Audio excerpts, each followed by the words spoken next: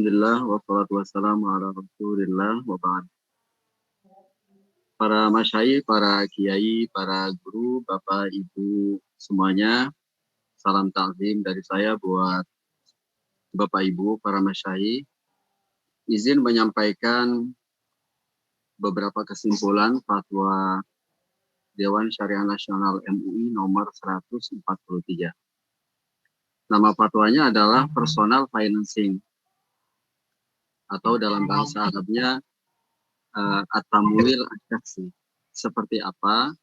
Coba kita jelaskan dalam 3 poin berikut ini. Yang pertama adalah apa itu? Apa itu personal financing? Dalam halaman ini ingin menjelaskan sederhananya personal financing itu seperti KTA di bank konvensional. Kredit tanpa agunan di bank konvensional. Jadi kalau di bank konvensional, misalnya seseorang karyawan di sebuah perusahaan yang payroll-nya di bank konven, dia dapat mengajukan KTA. Suka-suka berapa aja bisa. Ya, sesuai dengan ketentuan dan aturan yang berlaku. Jadi pinjam 10 juta, 20, 30, sebagaimana lazimnya menggunakan skema kredit ribawi. Nah, kira-kira seperti itulah kesamaannya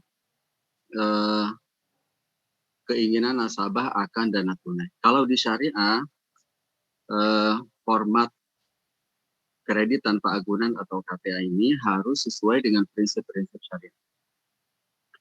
Nah, atau bisa kita ungkapkan produk lembaga keuangan syariah dalam penyaluran dana untuk memenuhi kebutuhan nasabah terkait kesulitan akan dana tunai. Jadi di produk ini sama dengan seperti KTA di bank konvensional, tetapi sudah disyariahkan. Ya. Kita lanjut ke halaman kedua. Kenapa harus personal financing syariah? Nah, ada 4 alasan ya. Yang pertama adalah sebagian nasabah lembaga keuangan syariah itu membutuhkan dana tunai ya. Nah, hari ini kita bisa simpulkan bahwa nasabah yang ingin barang, kendaraan, atau rumah biasanya difasilitasi dengan beberapa skema beragam. Salah satunya merubah bank jualan. Atau nasabah ingin mengelola usaha.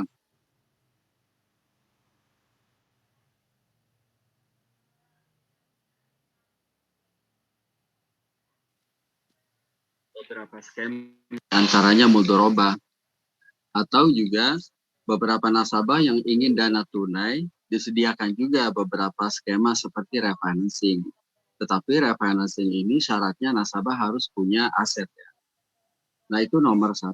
Jadi ada kebutuhan nasabah akan uang tunai, akan uang cash.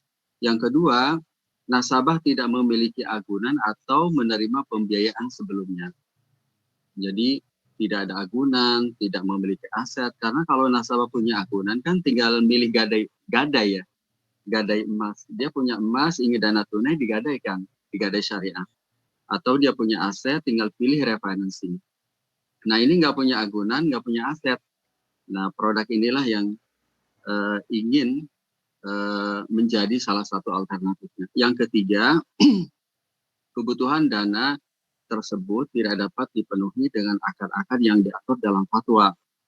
Jadi nggak bisa pakai murabahah. Kalau murabahah kan memang peruntukannya barang. Nggak bisa pakai refinancing karena refinancing itu harus ada aset yang dimiliki oleh nasabah. Nah, ini yang keempat, belum adanya ketentuan dan batasan yang sesuai dengan syariat. Itu 4 hal yang menjadi alasan kenapa harus ada personal financing. Kita lanjut ke halaman berikutnya. Nah, ini apa yang harus dipertimbangkan? Tentu banyak hal. Ya, di antaranya tidak bertentangan dengan prinsip syariah, hanya berlaku dalam pembiayaan yang tidak dapat menggunakan akad bagi hasil atau jual beli. Jadi untuk pembiayaan, misalnya nasabah butuh kendaraan harganya 20 juta. Nah, kan itu bisa pakai murabahah yang tidak bisa menggunakan fasilitas, fitur, dan skema ini. Nah, nomor 3, besarnya pagu maksimum pembiayaan personal ini mengacu kepada ketentuan pagu maksimum pada pembiayaan ultramikro. Nah, menurut info, kalau kita merujuk kepada peraturan terkait itu maksimum besarannya sekitar 20 juta ya. Kita lanjut ke poin berikutnya. Nah, para asatidz sekalian, apa skema, apa akad yang melandasi personal financing? Ada 2. Yang pertama core, yang kedua adalah jual beli. Yang pertama core, yang kedua adalah jual beli. Nah, core-nya itu adalah core, bukan aksesoris. Core-nya adalah qardul hasan. Jadi misalnya si A butuh dana sejumlah uang tertentu, ia mengajukan pinjaman core, benar-benar core nih. Pinjaman ke bank syariah, setelah assessment, diterima pembiayaannya, kemudian dikucurkan kredit. Contohnya 20 juta. Maka si A sebagai nasabah selanjutnya ia harus mengembalikan pokok pinjamannya yang 20 juta tanpa kelebihan, baik bernama fee, margin, keuntungan atau yang lainnya. Pinjam 20, dibayar 20. Itu alternatif pertama dari personal financing, kebutuhan nasabah akan cash dana tunai. Nah, kita lanjut ke skema yang kedua, skema terakhir. Ini adalah jual beli. Jual beli. Jadi jual belinya adalah mungkin praktisnya kalau kita teringat dengan tawaruk, ada tawaruk monatom, ghairu monatom, atau lainnya. Nah, ini lebih luas dari sekedar istilah tawaruk. Coba kita lihat dari flowchart di layar ini ya. Jadi misalnya, katakanlah si A butuh uang 20 juta. Datang ke bank syariah. Nah, karena dia nggak punya aset. Kalau punya aset kan, kalau emas bisa gadaikan. Atau di refinance, dia nggak punya sama sekali, tapi butuh uang. Mungkin untuk lahiran, mungkin untuk bayar SPP, di mana sekolahnya sulit dikomunikasikan oleh bank syariah terdekat misalnya. Nah, ngajukan pembiayaan 20 juta, beli secara murabahah contohnya. Jadi bank syariah kemudian beli aset, contohnya emas. Jadi nomor 1, nasabah memesan 10 gram emas ke bank syariah secara tangguh. Nomor 2, berdasarkan pesanan tersebut, bank syariah beli dari toko emas, bisa online, bisa offline, sesuai pesanan ke supplier seharga 10 juta. Ini hanya contoh angka-angka ini. Nah, kemudian setelah emas tersebut menjadi milik bank syariah, kemudian bank syariah jual. Persis seperti murabahah. Persis seperti murabahah. Jadi bank syariah menjual 10 gram emas kepada nasabah secara tangguh seharga 15 juta.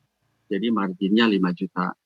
Nah, selanjutnya setelah nasabah punya emas fisik 10 gram, sebagaimana target awal ia mengajukan pembiayaan, ia jual ke toko emas atau toko sejenis, intinya tempat penjualan emas. Nah, ia jual seharga berapa? Seharga 10 juta, sehingga targetnya tercapai mendapatkan dana tadi ya. Nah, kemudian setelah itu nasabah tersebut nyicil ke bank syariah. Ya, tentunya sesuai dengan harga kesepakatan.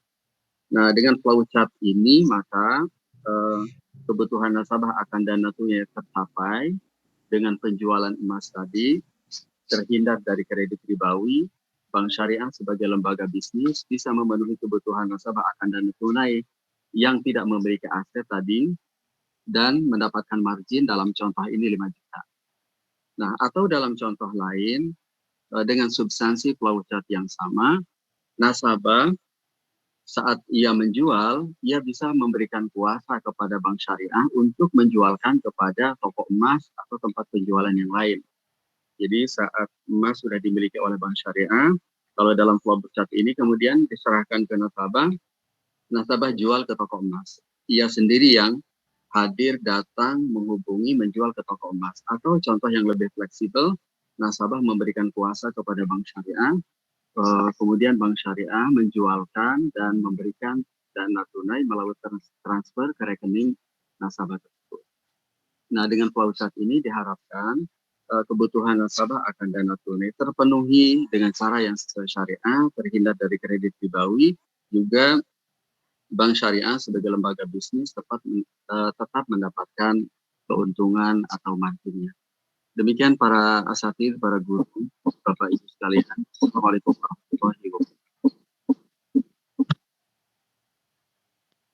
Waalaikumsalam warahmatullahi wabarakatuh. Terima kasih Dr. Roni Saroni yang sudah memaparkan terkait dengan fatwa pembiayaan personal, gitu ya. Jadi tadi sudah disampaikan ya, fatwa ini adalah dikhususkan ya gitu ya, khusus ya untuk para nasabah atau nasabah yang membutuhkan dana tunai gitu ya, yang tidak bisa menggunakan akad-akad yang sudah ada ya. Kalau ada barang bisa menggunakan akad murabahah ya, maka pakai akad murabahah. Begitu juga kalau bisa menggunakan akad yang bagi hasil ya, musyarakah atau mudharabah ya, maka pakai akad tersebut gitu ya. Nah, ini untuk hal-hal yang tidak bisa dilakukan hal tersebut, maka ini alternatif gitu ya. Jadi ini memang spesifik. Cuma satu hal lagi, memang ini sebagai upaya jalan keluar terakhir gitu ya. Ya, untuk kondisi mendesak dan dibutuhkan gitu ya oleh masyarakat tentu ya gitu ya. Dengan syarat juga di fatwa ini disebutkan bahwa jumlahnya itu sesuai dengan peraturan perundang-undangan, sesuai dengan PMK ya, peraturan Menteri Keuangan yang terakhir ya, jumlahnya itu tidak lebih dari 20 juta gitu ya. Jadi memang ini sangat bisa sebagai alternatif ya dari berbagai skema yang bisa dilakukan untuk memudahkan masyarakat bertransaksi namun tetap sesuai dengan prinsip syariah gitu ya.